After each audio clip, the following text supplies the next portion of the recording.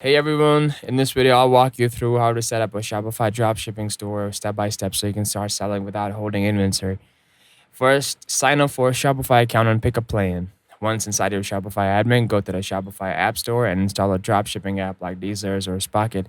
These apps let you find products and suppliers easily. Next, browse the app to pick products you want to sell. When you find items you like, import them directly to your Shopify store with a click.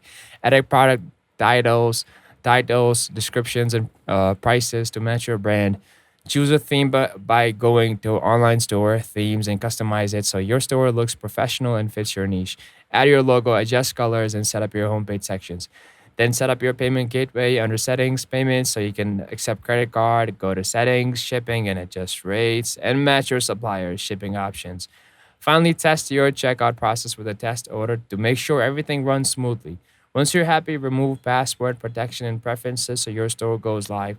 That's it. Your Shopify dropshipping store is ready to start selling products to customers around the world. Thanks for watching. Like, comment, and subscribe for more quick Shopify tutorials.